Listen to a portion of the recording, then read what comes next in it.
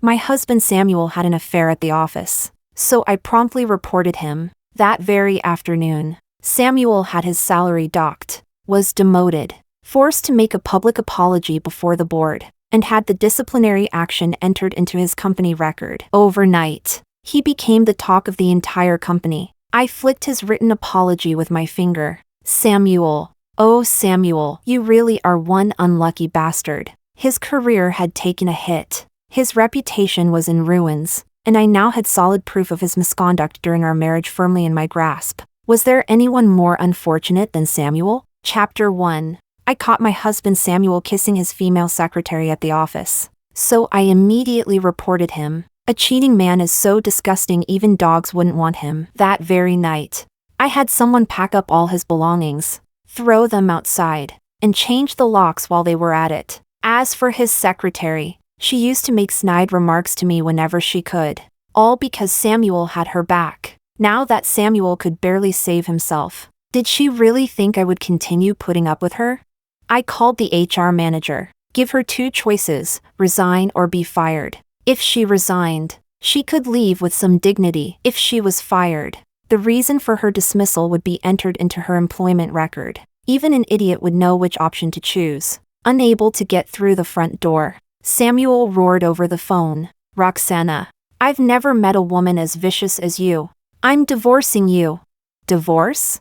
Oh, how terrifying. I spoke into the phone in the most aggrieved voice I could manage. You'd better keep your word. Whoever backs out of the divorce is a dog. We agreed to meet at a law firm. Samuel and I had married young, and we were also business partners. With so many assets between us, there was no way we could untangle everything without several lawyers present. The moment Samuel saw me, his eyes blazed with fury. He had built his career from nothing. Wherever he went, everyone respectfully addressed him as CEO. The board relied on him to make money, so even its members usually treated him politely. Being forced to apologize publicly the day before had completely humiliated him. There's nothing to discuss. We're getting divorced, and we'll divide the assets directly. He put on his usual cold, arrogant expression, tilting his head so high that he was practically looking at me through his nostrils. I kindly reminded him, your nose hair is sticking out. Samuel froze before exploding in embarrassment. Roxana. I looked completely innocent. We're getting divorced. Am I not even allowed to tell you the truth anymore? Besides, you're the one holding your head so high. How else would I have noticed it? Samuel's chest heaved with rage, barely suppressing his temper. He turned his anger on the lawyer. Hurry up. I don't want this woman carrying the title of my wife for even one more second. Samuel's lawyer understood and was about to speak when I cut him off. I want 70% of our assets. I don't want stocks, funds, cars, or any shares registered under your name. I only want cash. If there isn't enough cash, real estate will do. Before the lawyer could respond, Samuel let out a cold laugh. Roxana, have you lost your mind? He looked at me with contempt. Look at what you did. You reported me to the board, and you still have the nerve to demand 70%? Why wouldn't I? I looked at him sincerely. What I reported to the board was your affair, wasn't it? Samuel immediately choked on his words, his face turning crimson. His lawyer quickly interjected. Roxana, what evidence do you have that proves my client committed adultery? And don't tell me you secretly recorded him. Any video taken without my client's consent has no legal validity. If it is leaked, I will also pursue legal action against you on my client's behalf. Samuel finally recovered and gave me an icy look. Did you hear that, Roxana? You should spend more time learning the law. But I looked even more serious than the two of them. Samuel, and you too. Mr. Lawyer, what nonsense are you talking about? I'm a law-abiding citizen. Why would I secretly film someone? I paused. If there was any footage, it would have been recorded by the security cameras. I looked Samuel up and down. A public conference room. Samuel? What an excellent choice of location. Truly impressive. Samuel's complexion, which had only just returned to normal, instantly turned bright red again. Roxana. His lawyer hurriedly held him back and continued in a strictly professional tone. It is best that Roxana did not record anything. Internal company surveillance footage is strictly prohibited from being leaked. In that case, Roxana has no other evidence proving that my client, Samuel, committed adultery. Who says I don't? I immediately interrupted him. Of course I have evidence. I rummaged through my bag, pulled out 2 crumpled sheets of paper, and placed them on the coffee table between us. Then I sincerely asked Samuel and his lawyer for their professional opinion. Do you think the board's official public disciplinary report counts as valid evidence? Chapter 2. In an instant, both Samuel and his lawyer went pale. I looked utterly sincere, my expression so earnest and eager for guidance that it could not possibly have seemed more genuine. Samuel had kissed his female secretary in a conference room, but could it really have stopped at kissing? Would the board have agreed to my demand that Samuel make a public apology if nothing more serious had happened? Several pieces of expensive equipment were kept in that conference room, so the security cameras ran 24 hours a day after they had been there long enough. Most people simply forgot about them, and when passion took over, who would remember that an unblinking machine was watching their every move? I took the footage straight to the board and made myself perfectly clear: if they did not discipline Samuel internally, I would take the story to the media. Company surveillance footage was not supposed to be leaked, of course, but there were countless ways to get it out. Samuel was such a high-profile figure that I would not even need to say much. All I had to do was let a rumor slip, and the tabloids would find their own way to dig up the evidence. They would uncover the whole story from beginning to end, add their own deductions and speculation, and produce something even more detailed, convincing, and vivid than the surveillance footage itself. The company was at a critical stage in its public listing. How could the board possibly risk letting the media hear about a scandal like this? Naturally, they had no choice but to agree to an internal disciplinary hearing and force Samuel to make a public apology. But after I had made such a huge fuss, surely no one thought I had done it simply because I enjoyed the drama. I was one of the company's shareholders too. Of course I was entitled to a copy of the disciplinary report, even if they had not sent me one. Could I not have requested it myself? Everything was there in black and white, complete with Samuel's own signature. He had personally admitted to engaging in inappropriate conduct in the workplace. Samuel breathed heavily, glaring at me as though he wanted to devour me alive. But was I scared? Even if I was, I still had to report him. What else was I supposed to do with a cheating husband? Keep him around as a holiday decoration?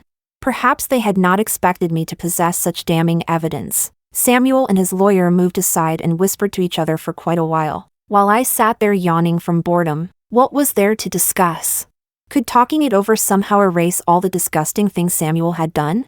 As long as I had that disciplinary report, his marital misconduct was an undeniable fact. I was the one in the right. What did I have to fear? After a while, the two of them returned. The lawyer said, "Ms. Roxana, in consideration of your marriage of more than 10 years, your husband is willing to be generous. He agrees to divide the marital assets 40-60, with 60% going to you." I nearly laughed in disbelief. Did they think this was a street market where they could haggle over every last cent? I stood up and called the whole thing off. Forget it. We're done negotiating. Let the court decide. Counsel, prepare the divorce petition for me. My own lawyer finally found a chance to make his presence known. He hurriedly agreed several times, flipped open his laptop, and immediately got to work. That won't be necessary, Samuel roared. Oh, please. After all these years of marriage, how could I not understand him? He valued his pride more than his life. A powerful CEO being taken to court by his wife because he cheated, and the strongest piece of evidence was a written apology he had personally signed?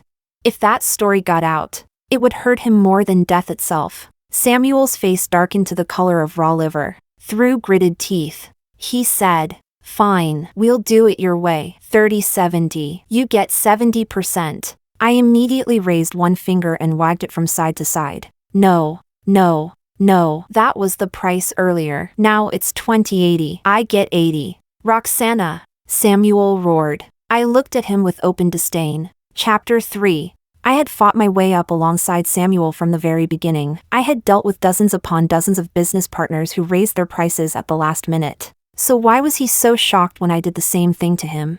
Just look at him, acting as though he had never seen how the world worked. I frowned. You don't agree? Fine. Then, I'll let a judge decide. Counsel, is the divorce petition ready yet? Almost. I just need to change a few words. My lawyer really was worth every penny. It had only been a few minutes, and he had practically finished the petition already. I would give him a bonus later. Seeing that I was ready to march straight to court at any moment, Samuel forced the words through gritted teeth. There's no need to go to court. We'll do it your way. 2080. No stocks. No funds. No cars. And none of the company shares under your name. I quickly added, I only want cash and real estate. The veins in Samuel's forehead looked ready to burst, but he still nodded through clenched teeth. Fine. I immediately waved to my lawyer. Bring over the agreement. My lawyer hurried over and placed a contract on the coffee table. While he was laying out the papers, I could not resist complaining to Samuel. See how much easier it would have been if you'd agreed from the start. Do you know how much of my time you've wasted? I could have been having afternoon tea with Mrs. Chan and the others. Samuel ignored me and lowered his head to read the contract. The moment he saw the division of assets written on it, he abruptly looked up again, flames of fury burning in his eyes. Roxana, you planned this from the beginning. The agreement clearly stated that I would receive 80%. My lawyer had opened his laptop earlier, but he had never turned on a printer. The contract had obviously been prepared in advance. Oh dear. How careless of me. How had Samuel managed to figure it out? I gave a few awkward laughs. Well, I guessed you'd be petty about it. Besides, this worked out perfectly. Had you agreed to 30/70 from the start, I would have had to print another agreement. What a waste of paper. I happen to be a responsible, environmentally conscious citizen. With the signed agreement in hand, Samuel and I headed straight to the civil registry office to finalize the divorce. The entire process took less than 15 minutes. Once we walked out, we went our separate ways without looking at each other even once. What was there to look at? He thought I was ruthless, and I thought he was filthy. The feeling of disgust was mutual. A month later, our divorce certificates were officially issued, just in time for the grand opening of my new store. 2 happy occasions at once. With so many good things happening, how could I not celebrate?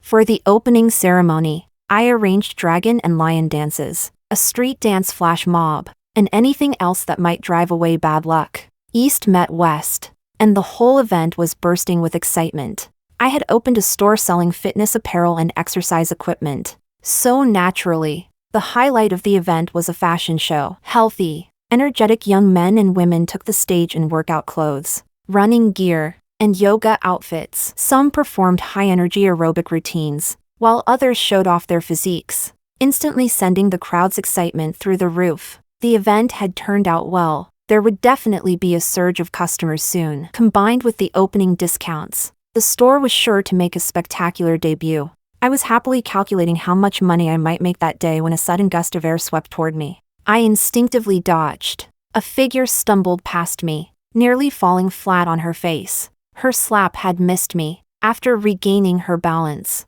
she spun around and immediately started shouting, Roxana, how dare you dodge?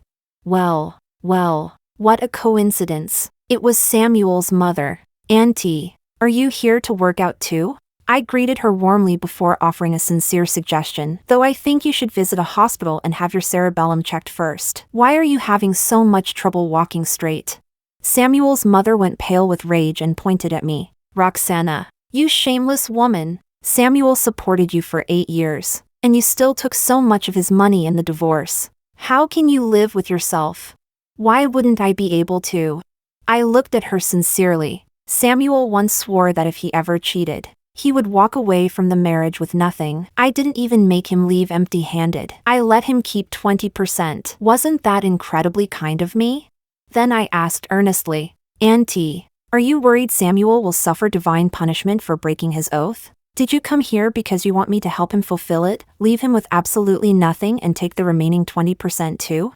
You. Samuel's mother trembled violently, as though she had Parkinson's disease. She shook so badly that I began to worry she might suddenly collapse and then accuse me of causing it. Chapter 4. Fortunately, she was every bit as tough as I remembered, like a cockroach that refused to die. Not only did she remain perfectly conscious, but she even charged at me and tried to hit me. But was I really that easy to slap around?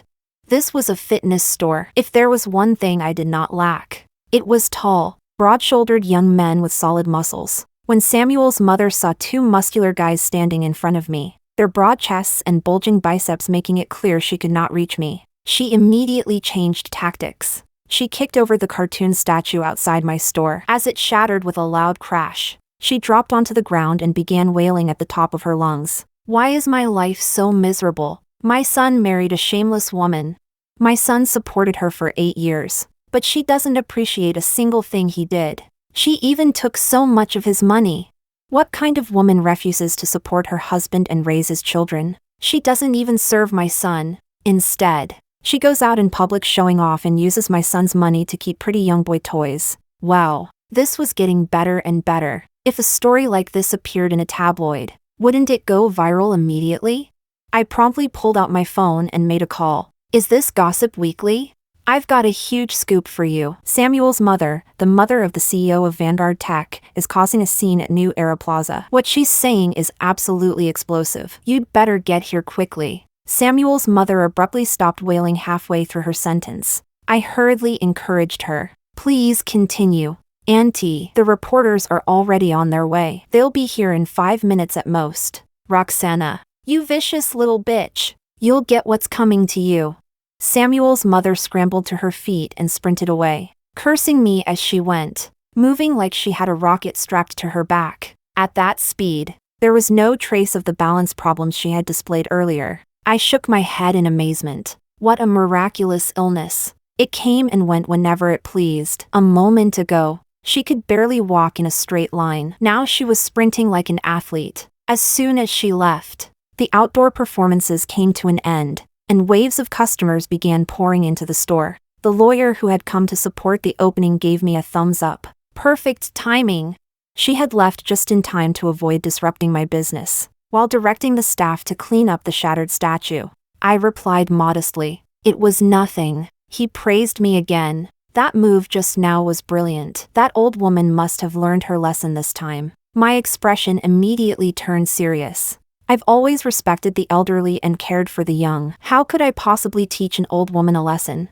I paused. Of course, when an elderly person breaks the law, that's a different matter. We still have to uphold the dignity of the law. I pulled out my phone and called the police. Hello, officer. I'd like to report a crime. Chapter 5. At the police station, Samuel and I sat facing each other while two officers sat on the other side of the table. You two should talk this over first. Samuel struggled to suppress his anger. Roxana, do you really have to be this cruel? My mother is already so old. I looked at him in confusion. What does her age have to do with me? Does being old mean she can destroy someone else's property without paying for it?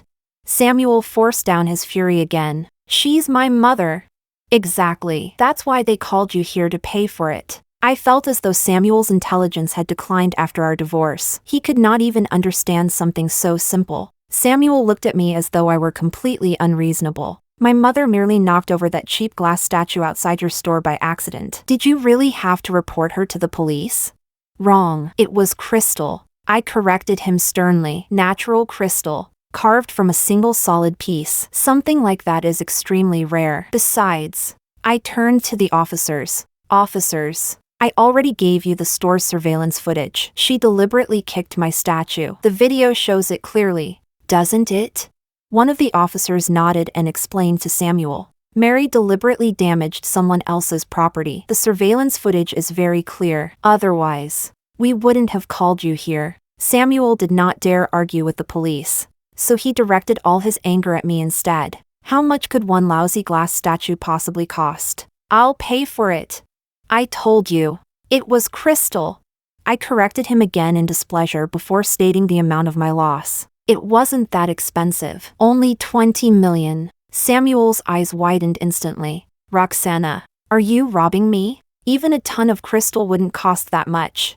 But mine was carved from one solid piece. I explained seriously. Then you have to factor in the master craftsman, the hand carving, and the fact that it was one of a kind. Don't you think that justifies the price? As I spoke, I pulled out a photocopy of the receipt and pushed it to the center of the table. There was no fixed price for artwork. After all, A pig could hold a paintbrush in its mouth and smear a few strokes onto a canvas, and people would still hype it up and sell it for an astronomical price. Samuel clenched the photocopy so tightly that the paper crackled in his hand. He forced the words through gritted teeth. Roxana, you're insane. You left something worth 20 million sitting casually outside your store? I stared at him in confusion. It belongs to me. Do I need your permission to decide where I put it? To be fair, Samuel's mother had truly been unlucky. When I bought the statue, I only intended to display it outside the store for one day to attract attention. I had even built a small, tiered barrier around it, so an ordinary passerby would never have been able to touch it. But Samuel's mother had been so furious that she simply had to show off her kicking skills and launch her foot straight at it. She had brought it upon herself. Who else could she blame?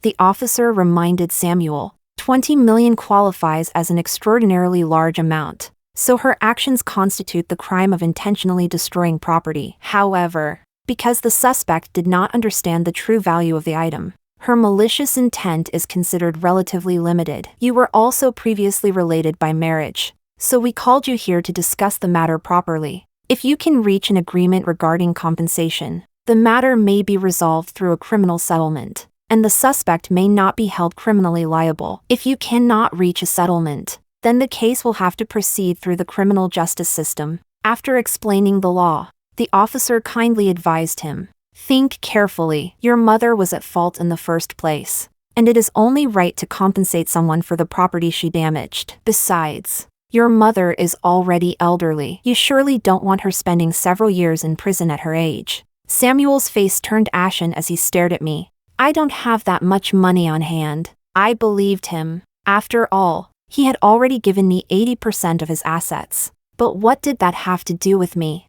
I stood up and bowed politely to the officers. I'll leave the rest in your hands. Intentional destruction of property was a publicly prosecuted criminal offense. From this point onward, it was a matter for the police, prosecutors, and courts. It had nothing more to do with me. Chapter 6. I turned to leave as soon as I finished speaking, but Samuel growled. Wait! Breathing heavily, he said, I'll give you the money. Complete the settlement paperwork first. I turned halfway around and replied without the slightest courtesy. Transfer the money first, or there's nothing to discuss. What a joke. He was nobody to me anymore. Why should I indulge him?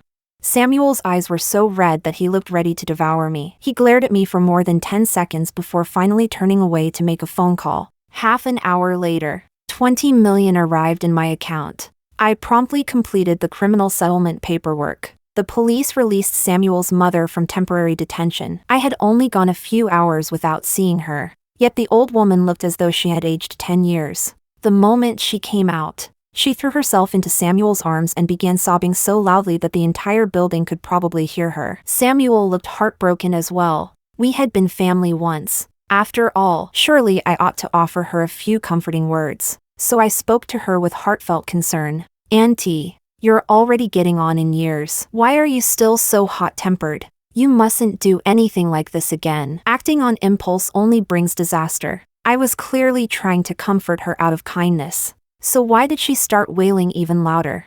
Good grief. Perhaps old age had clouded her judgment so badly that she could no longer tell kindness from cruelty. With the 20 million in hand, I immediately took a carefree trip out of town. That ridiculous statue was something only another buyer could truly understand. It was enormous, outrageously expensive, and took up far too much space. I had regretted buying it almost as soon as it arrived.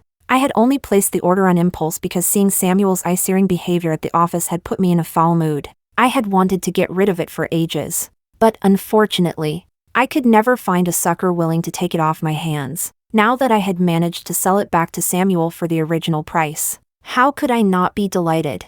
The person responsible for driving me into an impulsive purchase ought to clean up the consequences. Now that was what I called bringing everything full circle. When I returned from my trip, another familiar face appeared at my store. The moment I saw Samuel's father, I almost thought my eyes were playing tricks on me. I had never met anyone more hypocritical than that old man. When Samuel was starting his business, his father praised me for being capable and willing to stand by Samuel through hardship. But once Samuel became successful, he accused me of neglecting my duties as a wife because I continued working outside the home. For a while, the old couple nagged me every single day. They went on and on about how a man should provide while a woman managed the household, and how Samuel worked hard all day only to return home without even a hot meal waiting for him. I nearly laughed in their faces. I was an executive too. Samuel worked all day. But did that somehow mean I had spent the day doing nothing? I had hired a live-in housekeeper who prepared 6 dishes and a soup for every meal. Were they blind? Or did they simply refuse to see it?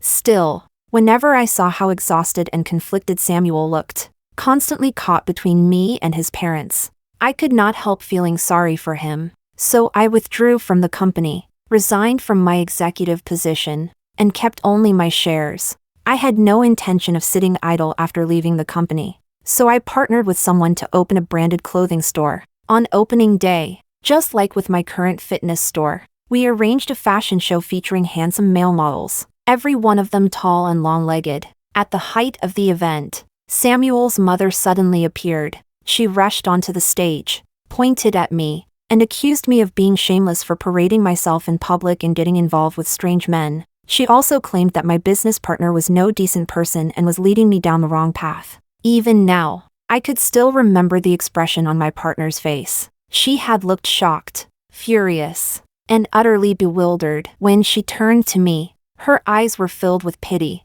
as though she could not comprehend how anyone could be unfortunate enough to have a mother-in-law like mine. The very next day, I withdrew from the partnership and returned home under Samuel's mother's triumphant gaze. After that, whenever I tried to go back to work, she used the same tactics to ruin it. It was only when I stopped trying to build a career and spent my days drinking tea, shopping, and visiting beauty salons with the wives of Samuel's business partners that she finally left me alone. She even declared smugly that this was what a woman was supposed to do. Samuel's mother was merely a housewife. How could she possibly have devised all those schemes herself? The person directing her from behind the scenes had always been Samuel's father. Once I had been reduced completely to a stay-at-home wife, the old man never looked at me with respect again. He constantly put on airs, as though the man who had once smiled at me, praised my intelligence and competence, and said I could help Samuel succeed had been someone else entirely. For an old man like him to lower himself enough to come and see me personally, how could I not be surprised? Chapter 7. Hey, old man, here for a workout? A customer was a customer, so I greeted him with exceptional enthusiasm. Samuel's father's aged face stiffened, and he instantly forgot whatever he had been about to say. Old man? He repeated in disbelief. He had once taught at a village school, the kind of teacher who smacked students' palms with a ruler. In truth, he was hardly a great scholar, but he considered himself refined and cultured. Every day, he busied himself with calligraphy, books, tea, and paintings, and he loved nothing more than hearing people respectfully address him as teacher or sir. For Samuel's sake, everyone around him indulged that preference. I used to call him Dad. Now that Samuel and I were divorced, he probably expected me to address him as sir, just like everyone else. Never in his wildest dreams had he imagined that the first words out of my mouth would be old man. Those 2 words dragged the scholarly image he had spent years cultivating straight through the dirt. Of course, you're getting on in years, and I've always respected the elderly and cared for the young. Naturally, I should call you old man, I explained warmly before offering him some kind advice. Old man, it's probably a little late for you to start working out at your age. Don't waste your money. You'd be better off going home and joining one of those public square dance groups. Every sentence out of my mouth included old man, and Samuel's father's face turned from green to nearly purple.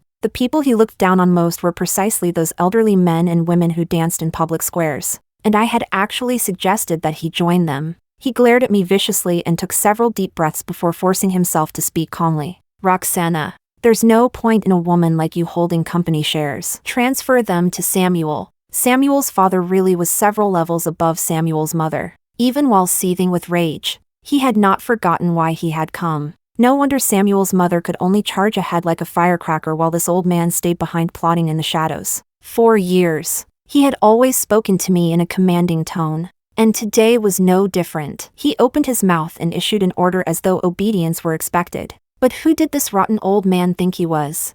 What a coincidence. I was just thinking that I didn't want those shares anymore. I nodded along with complete agreement. To be fair, What he said happened to match my own plans. Whether those plans would be carried out in the way he expected, however, was another matter entirely. Samuel's father clearly failed to consider that possibility. He was extremely pleased with my response. Even some of his anger over being called old man faded, and his expression softened slightly. He nodded, looking at me as though I had finally become a teachable child. At least you know what's best. I'll have Samuel contact you. Chapter 8. The old man left with his hands clasped behind his back. The moment he was gone, I sent a group message to several of the company's largest shareholders. Shares for sale, first come, first served. By the time Samuel heard the news, I had already spoken with several shareholders. He stormed over to confront me. Roxana, what the hell are you doing? I looked utterly innocent. I'm selling my shares. What else would I be doing? Samuel snapped. You clearly told my father that you would transfer the shares to me for free. Why are you contacting other people? I owned a considerable number of shares, and they were all founder shares. With the company preparing to go public, my stake could significantly affect who held actual control of the company. I stared at Samuel in shock. Samuel, is your brain waterlogged? I had only said that I did not want the shares anymore. When had I ever said I would give them to Samuel? For free, no less? I tried to reason with him patiently. Samuel, are you so broke that you can't afford food anymore? Has malnutrition made your brain shrink? You think I'd give you founder shares for free? How could you even have a fantasy that ridiculous? You should really see a doctor. Don't worry about the cost. For old time's sake, I'll pay for it. The veins on Samuel's forehead throbbed as he glared at me, trying to determine whether I was serious or merely provoking him. But after at least 5 shareholders called me within 20 minutes to discuss buying my shares, he finally lost his composure. Through gritted teeth, he said, I can buy those shares too. Of course he could. Samuel was a shareholder. Why wouldn't he be allowed to buy them? I immediately put on a bright smile and became exceptionally welcoming. You should have said so earlier. In that case, let's discuss the price. The company was about to go public, which meant the founder shares were more valuable than ever. The moment I announced that I wanted to sell, my phone had not stopped ringing. Shareholders, investors, and speculators hoping to seize one final chance to get in before the listing had all approached me. After several rounds of negotiations, the offers had climbed to a very satisfactory level. If Samuel wanted my shares, he would have to pay more than everyone else. The negotiation process was dull and tedious. I held the shares, and I had only one principal, the highest bidder one. In the end, when Samuel named a price that satisfied me, his eyes bloodshot with rage, I smiled sweetly and agreed to sell him the shares. Samuel had built the company with his own hands, from the angel round to Series A, then Series B, and now to the verge of going public. He had watched it grow step by step. How could he possibly abandon everything he had poured his heart into? Even if he had to sell everything he owned, he would find a way to buy those shares. As always, the money had to clear before I signed the transfer agreement. I had no idea where Samuel had managed to get that much money, but when he handed me the check, he gripped the other end so tightly that he refused to let go. Roxana, we were husband and wife once. Do you really have to be this ruthless? I frowned in genuine confusion. This is an ordinary business deal. You pay me, and I sell you the shares. How is that ruthless? My father already went to see you, Samuel said angrily, as though his father's visit had been some tremendous honor bestowed upon me. Oh, right. I suddenly looked as though I had just remembered something. Had you not reminded me, I would have forgotten to tell you. I looked at Samuel solemnly and spoke in a serious voice. Keep that whole freak show you call a family away from me. You know what I'm like. I'm timid and impulsive. When someone frightens me, I tend to do unpredictable things. Just like with these shares. I pulled the check from Samuel's hand and waved it in front of his face. Does it hurt, having to pay all this money for nothing? You should learn your lesson this time. Make sure they never come bothering me again. After saying that, I blew Samuel a kiss and sashayed toward the door. What a joke. Did they really think I was some spineless pushover? That worthless old fossil had actually dared to show up at my door and order me around. In the past, I had tolerated him for Samuel's sake. But now? Who the hell was he to me? He wanted my shares, didn't he? Well, I had given them to Samuel. Surely that was exactly what he had wanted. At that thought, I stopped, turned around, and kindly added one final reminder. Samuel, give your father my regards, and don't forget to tell him that you only managed to get those shares because of him. Chapter 9. After leaving the company, I called my lawyer and asked him to find out where Samuel had gotten the money. My lawyer was exceptionally efficient. In less than half an hour, he had already uncovered the answer. Ma'am, Samuel sold a property. He paid for it, but it was registered under Ms. Karen's name, so it wasn't included in the division of assets during your divorce. I gave an understanding hum and ended the call. I knew it. A man like Samuel always kept backup plans. There was no way I believed he had not hidden any assets. But this time, he had probably been bled nearly dry. My founder shares were worth around 10 million, almost exactly the price of an apartment in the city center. Then another thought left me feeling oddly melancholy. All those shares of mine were not even worth as much as that giant glass figurine. Where was the justice in that? Art. Fortunately, Samuel's mother had bought it back from me. The thought almost made me want to buy another one and parade it in front of her. But then I remembered that she had probably learned her lesson and would not act so impulsively again. So I reluctantly abandoned the idea. What a shame. I should never have warned the old woman that impulsiveness was the devil. What devil? It was clearly an angel, a sparkling angel glowing with the light of money. Once the share transfer was complete, every financial tie between Samuel and me was finally severed. From that moment on, I had nothing more to do with him or his company. My fitness apparel and equipment store gradually entered a stable phase, and I no longer needed to keep a close eye on it. With time on my hands, I began meeting Mrs. Chon for tea, meals, and gossip. And it was not only Mrs. Chon. There were also the wives of several other company executives. Samuel's father had schemed to keep me from working, allowing me only to shop, visit beauty salons, and waste time in the social circle of wealthy wives. But I had never been the kind of person who could sit around doing nothing. If I was not allowed to make money, surely I was still allowed to spend it. So I brought the wives together and founded a charitable foundation. We even gave it an elegant name, Grace and Virtue. After all, were we not both graceful and virtuous? The name suited us perfectly. The foundation usually helped underprivileged students and provided support to impoverished regions. Whenever a major disaster occurred, we donated money and supplies without hesitation. It earned us a good reputation, and the receipts also helped the company's claim tax deductions. Why would anyone turn down a deal that benefited everyone?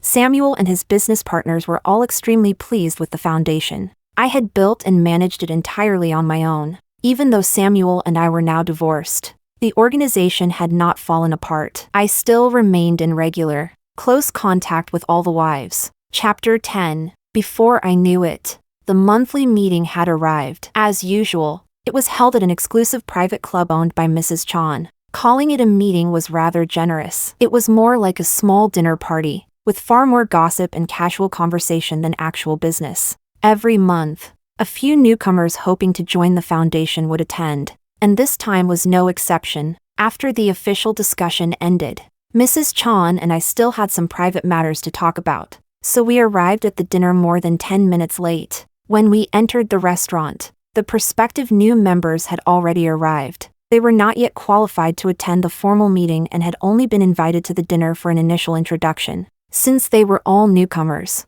they had naturally gathered together in one group.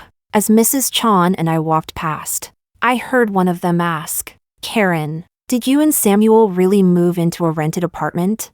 That first name and surname sounded strangely familiar. I turned toward the voice. Sure enough, it was Samuel's female secretary, the woman I had seen in the surveillance footage. To be honest, I did not remember her face particularly well. Her figure, however, had left a much deeper impression on me. I could hardly help it. Anyone forced to look at that much exposed flesh would lose their appetite for days. Even now, whenever I saw her, I had the uncomfortable feeling that she was not wearing any clothes. Karen had initially looked displeased by the question, but the moment she noticed me, she abruptly raised her chin, and her voice grew several shades louder. Yes, I sold my apartment to help Samuel through a difficult time. But this is only temporary. With Samuel's abilities, Once the company goes public, he'll earn back everything that rightfully belongs to him sooner or later. Samuel's company held considerable status within the industry, and its upcoming public listing was common knowledge.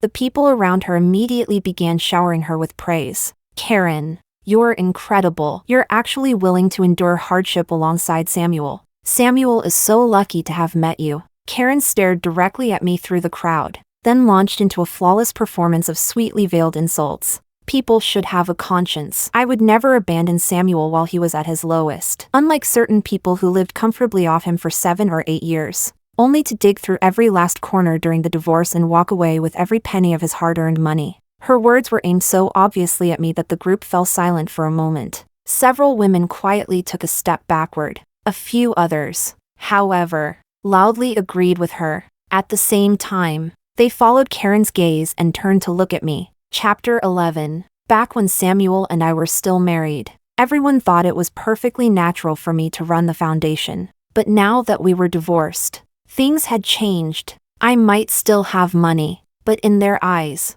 I was no longer part of their social circle. Remaining at the head of the foundation apparently meant I was occupying a position I no longer deserved. I smiled, too lazy to argue, and tugged Mrs. Chan's arm to keep walking. But she did not move. "What a load of crap!" Mrs. Chan barked before anyone else could speak. She hurled her glass at Karen, and the crystal shattered at Karen's feet. Crystal had become synonymous with expensive in my mind, even though it was only a glass. The sight still made me wince. Karen, meanwhile, flinched in fright. Mrs. Chan pointed at her and snapped. "You sold your house? You haven't even been out of college for 2 years. Where did you get more than 10 million to buy a villa? Don't you know perfectly well who paid for it? I've seen shameless people before, but never anyone as shameless as you. You became the other woman, and somehow you're proud of it. And does Samuel know that you just exposed his concealed marital assets in front of all these people?" Each sentence was harsher than the last. By the time Mrs. Chan finished, Karen's face had gone completely white. She had been so focused on humiliating me and painting me as a lazy, ungrateful parasite who had lived off Samuel for years that she had forgotten she was revealing something extremely important. Mrs. Chan waved over the club manager and pointed at Karen and the women who had agreed with her earlier. "Her, and those women over there, print out their photos and post them at the entrance so everyone recognizes them. None of them is ever allowed inside my club again. Now get these disgusting people out of my sight." Mrs. Chan and her husband were both highly successful businesspeople. They each ran their own companies and held considerable influence in their respective industries. The moment she gave the order, Karen and the others panicked. They wanted to plead with her but could not bring themselves to swallow their pride. While they were still struggling internally, the manager approached with a polished, professional smile and all but forced them out. Mrs. Chan was still irritated.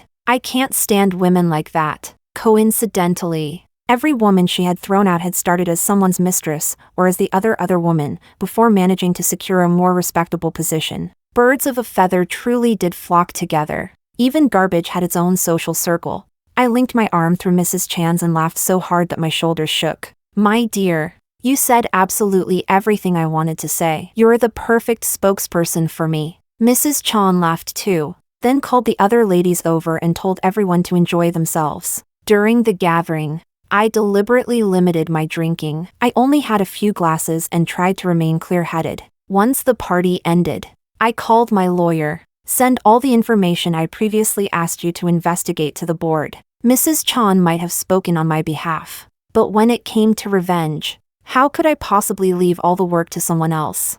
A week later, I received a call from Samuel. "Roxana, were you the one who reported it?"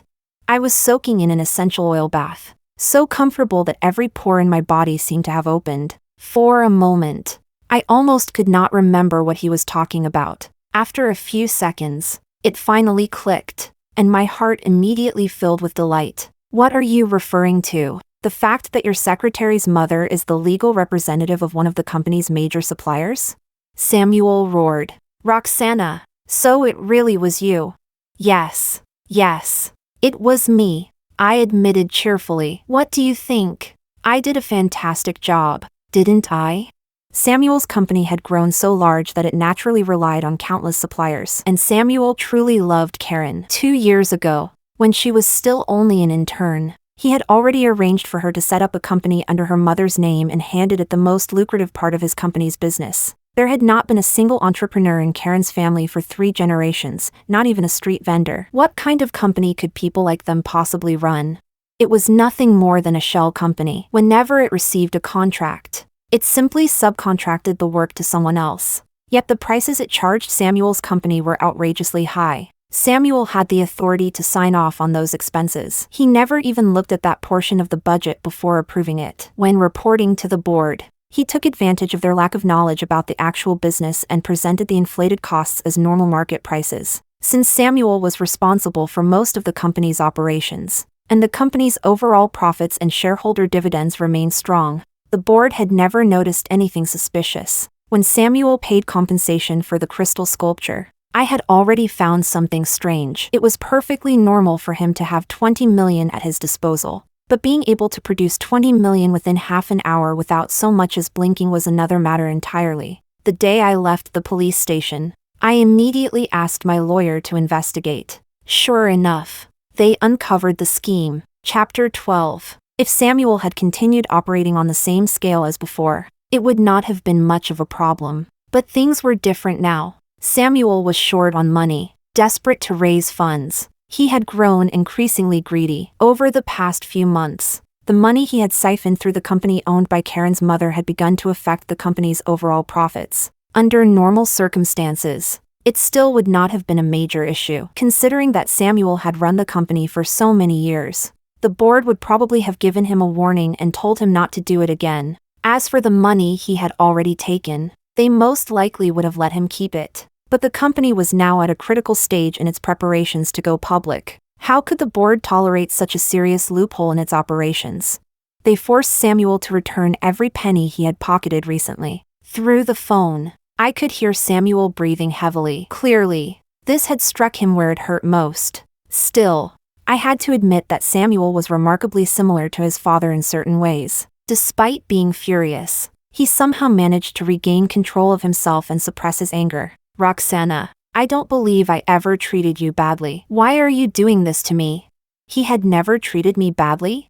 Everything I had now was something I had fought for myself. Had I shown even the slightest weakness, I would probably have ended up homeless. I replied in an aggrieved voice. Samuel, I already told you, I'm timid and impulsive. When someone scares me, I lose all sense of proportion. This is your fault for failing to control the freak show around you and letting them come frighten me again. Roxana, Samuel roared. How terrifying. I patted my chest and took a sip of the wine that had cost me several $100,000, just to calm my nerves. A few seconds later, Samuel managed to compose himself again. He said coldly, Roxana, don't regret this. Samuel soon showed me exactly what he meant. Vanguard Tech held a grand press conference to unveil its IPO prospectus. This was the final step before the company went public. Once it had reached this stage, the listing was practically guaranteed. As one of the company's former founding members, I was invited to the reception afterward.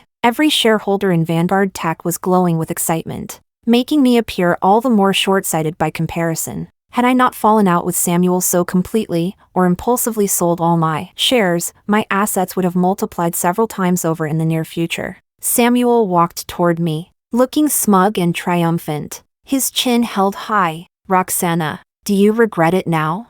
All dressed up and full of himself, he had probably been saving that line for a very long time. He was already taller than me, and with his head tilted even higher, I had no choice but to look up at him. So once again, I kindly reminded him, your nose hair is sticking out. The area around us was packed with spectators. They appeared to be talking among themselves, but in reality, every one of them had their ears trained on us. Everyone wanted to know what kind of explosive confrontation would erupt between Samuel and me, the bitter former couple. Yet even in their wildest imagination, none of them had expected me to say that. After a brief silence, the entire crowd burst into laughter. Samuel's face turned so dark that it was almost black. Roxana, he roared. Did I not know him after all these years?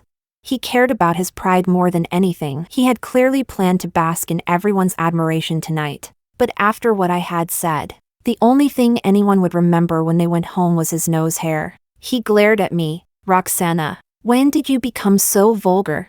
I looked completely innocent. Samuel, mentioning nose hair is vulgar now? But I'm only telling the truth. You're the one who keeps holding your head so high. How else would I be able to see it? Samuel finally realized that I had no intention of discussing anything other than his nose hair. His face livid. He stormed away. The moment he left, even the air seemed fresher. But before I could take a proper breath, an overly sweet, affected voice nearly made me choke. Roxana, thank you for giving such a wonderful man like Samuel to me. A strange woman stood before me, wearing so much makeup that even her own mother probably would not have recognized her. She looked unbearably smug, yet insisted on putting on a coy and modest expression. Since you failed to appreciate Samuel, I'll enjoy all the happiness you threw away. I racked my brain but still could not figure out who this walking makeup palette was or why she was speaking to me as though we knew each other well. So I asked as politely as possible, "Who are you?"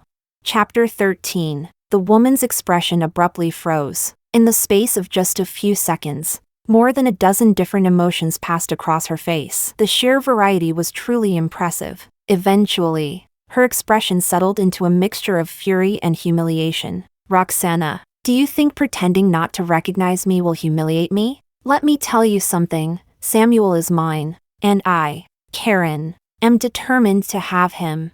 The moment I heard the name Karen, I finally remembered who she was. I pointed at her. It's you! That slab of pork belly from the surveillance footage. Karen had initially looked smug when I recognized her, but the smugness instantly congealed on her face. I had always been a polite person, so I hurriedly apologized.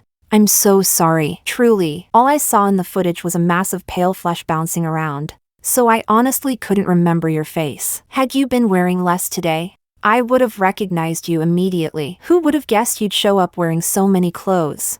The spectators waiting for more drama had not dispersed. Following the incident with Samuel's nose hair, the entire crowd once again burst into laughter. Karen let out a shriek, spun around, and fled with both hands clamped tightly over her face. I stared after her, utterly speechless. What was wrong with that woman? Did she have no manners? I had been in the middle of apologizing. How could she run away while someone was apologizing to her? How terribly rude. By the end of the reception, Nosehair Samuel and Porkbelly Karen had become the newest buzzwords in high society. Hardly anyone mentioned the IPO prospectus anymore. That was understandable. Companies went public all the time, but juicy upper-class gossip involving Nosehair and Porkbelly did not come along every day. Time passed. Vanguard Tech still had a while to go before its official listing, but Samuel and Karen had already set a wedding date. This time, Samuel made an enormous spectacle of his marriage. It was a second marriage born from an affair, yet he paraded it around as though it were some grand tale of true love. None of that had anything to do with me. I could not even be bothered to look at him anymore. Unfortunately, he insisted on flaunting himself right in front of me. Every year, the Grace and Virtue Foundation held a charity gala, inviting prominent figures from various industries to come together, make donations, and support worthy causes. That was when Samuel arrived with Karen on his arm. He spent an enormous sum bidding on a diamond necklace, then placed it around Karen's neck in front of everyone. With a deeply affectionate expression, he declared, "For the woman I love." Everyone at the gala turned to look at me. They all knew what Samuel and I had once been to each other. They also knew how I had stood beside him every step of the way, helping him rise from a penniless young man to the wealth and status he possessed today. What he had just done was no different from slapping me across the face in front of the entire room. Mrs. Chan was so furious that she immediately tried to confront Samuel, but I held her back with all my strength. "Roxana, you can tolerate even this? Do you have no pride at all?" I checked the amount Samuel had bid without even lifting my head. Why would I be angry when I just sold him a cubic zirconia necklace for 20 million? Mrs. Chan froze. Cubic zirconia? The necklace Samuel just bought? I nodded. Then the person who was bidding against him just now. Someone I hired. I had actually arranged several people, just in case the price did not rise high enough. I had even written several pages detailing their bidding tactics. Mrs. Chan stared at me, utterly speechless. Aren't you afraid he'll realize what happened, accuse you of fraud, and refuse to pay? That was a serious accusation. So I immediately put on a solemn expression and explained.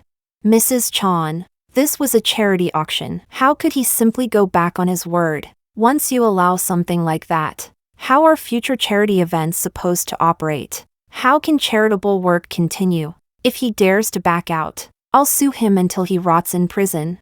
Mrs. Chan froze for a moment, then burst into such violent laughter that she nearly tied her intestines in a knot. She kept asking me to rub her stomach, but even that could not stop her from laughing. Between gasps, she continued gleefully mocking him. Well done. Trash like that deserves nothing but a fake. Mrs. Chan knew I had not suffered any loss, but everyone else was unaware of it. When the reception ended, I stood at the door seeing the guests off. Every one of them looked at me as though I were the most pitiful woman alive. I simply pretended not to notice. Samuel was the last to leave. He told Karen to go on ahead, then blocked my path in what he apparently believed was a very handsome pose. Roxana, do you regret it? I'm going to marry Karen. I'll give her a magnificent wedding and shower her with love for everyone to see. Everything you never had, I'll give to her. Roxana, do you regret it? I studied Samuel cautiously before asking. Should I call a doctor for you? Samuel froze when he finally realized what I meant. He roared. Roxana, stop changing the subject.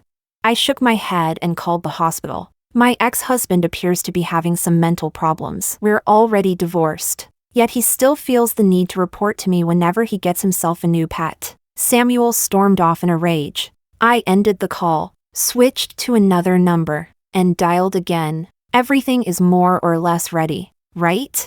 Then let's begin. Roll it out across every channel. Forget about profits for now, we need to seize the market first. Use the marketing budget to subsidize the cost. Don't worry about the money, I'll cover it. Chapter 14. The day after the charity gala, a brand new product suddenly burst onto the market as though it had fallen from the sky. Its applications overlapped heavily with Samuel's company's product, but its performance and ease of use were several levels ahead. Not only that, it was incredibly affordable, priced at only 2/3 of Samuel's product. With those advantages, it seized nearly half the market within an astonishingly short period of time, and its momentum showed no sign of slowing. Samuel's company had never expected such a powerful competitor to appear without warning. With no contingency plan in place, everyone was thrown into chaos. In desperation, they adopted the stupidest possible strategy. They cut their prices, but by then, the competing product had already collected its first round of market data. It was upgraded at remarkable speed.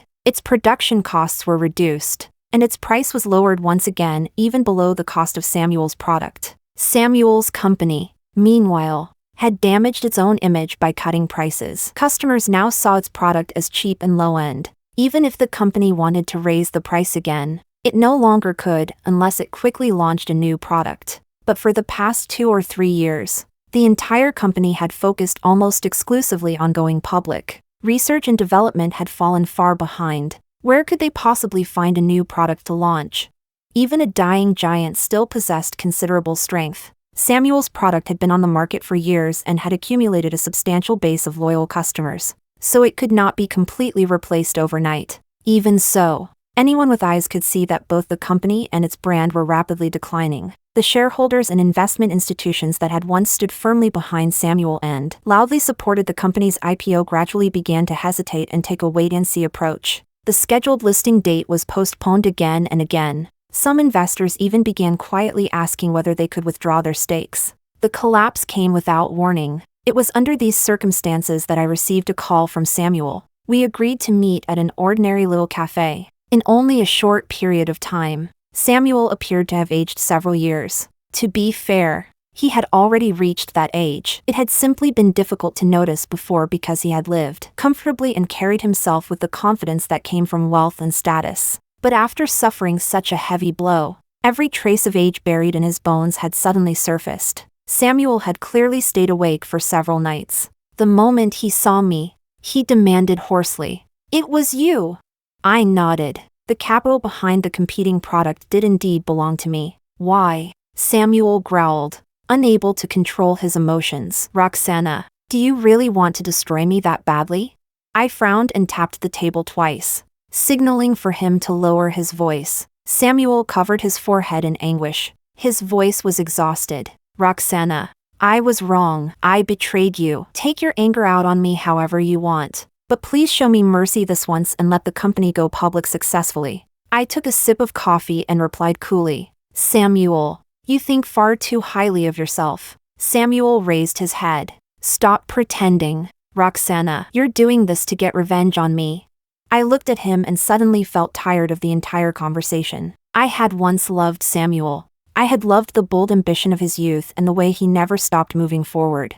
I had loved how his eyes were always filled with hope and curiosity about the future. When had he turned into this dull, aging man, trapped in old habits and unwilling to move forward? I spoke calmly. When mobile card readers first appeared, one CEO confidently declared that they were the greatest product of the 21st century and would soon spread across the entire country. Then QR code payments appeared. Do you know what disruptive innovation is? This is what it looks like. My product and yours do not even belong to the same technological category. They merely serve the same purpose. But the moment mine appeared, yours was doomed. Samuel, do you know why that kind of disruption happens? Because some people are always exploring higher dimensions. If 3 dimensions are not enough, they move on to 4, then 5, 6, or even 10, but others remain trapped in 2 dimensions and feel perfectly satisfied. Chapter 15. I stirred the little spoon in my coffee, sending the dark liquid swirling endlessly around the cup. Samuel, you should know that I was never the kind of woman who belonged at home. I have an endless desire to explore the world, while I kept reaching beyond everything I already knew, searching for what lay farther ahead. You stopped moving. Your abilities, your vision, and your state of mind stopped being worthy of me a long time ago. Yet I was still willing to stay with you. I even gave way for you again and again. That was because I loved you. And part of me kept clinging to the fantasy that if I gave you more opportunities to shine, perhaps you would open your eyes to the wider world again. But you disappointed me. What does that woman even matter?